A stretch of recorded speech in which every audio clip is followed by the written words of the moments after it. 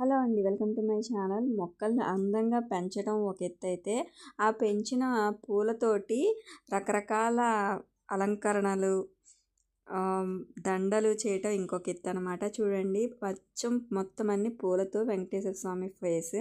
అలానే పూలను కూడా కట్టేటప్పుడు రకరకాలుగా కూడా కట్టచ్చని ఇలా కడుతూ ఉంటారనమాట మా మేడము.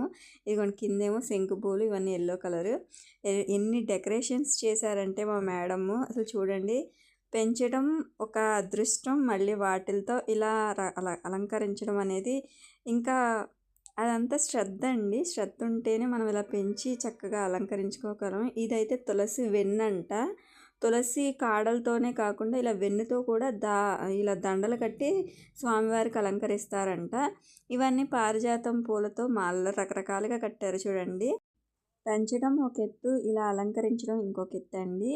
మనకి ఇంట్రెస్ట్ ఉండాలి కానీ ఇది ఒక మైండ్కి రిలాక్సేషన్ అనమాట. మనం ప్రశాంతంగా ఇలా చేసుకోవడం కూడా ఒక అదృష్టం అండి. దేవుడికి సేవ పువ్వులతోటి, మనం పెంచిన పూలతోటి, అది కూడాను. ఇక్కడ మందారం చెట్టుకి ఎల్లో కలర్ మందారం, రెడ్ మందారం పూసింది, అది చూపిస్తుంది. ఇదిగోండి ఎల్లో కలర్, కొంచెం లేత ఎల్లో కలర్ పూలు. ఇదిగోండి పువ్వు మొగ్గ చూసారు కదా. ఈ కలర్ మందారం చెట్టుకి ఎర్ర మందారం వచ్చిందనమాట. ఒక్కొక్కసారి అలా వస్తూ ఉంటాయంట మందారం చెట్లకు కూడా. ఇలా అన్ని రకాల పూలు మా మేడం పెంచుతారండి ఇంట్లో. మీకు ఈ వీడియో ఎలా అనిపించిందో కామెంట్ చేయండి. నచ్చితే లైక్ చేయండి, ఛానల్ని సబ్స్క్రైబ్ చేసుకోండి. ఈ పువ్వుల్లో మీకు ఏ అలంకారం నచ్చిందో కామెంట్ చేయండి.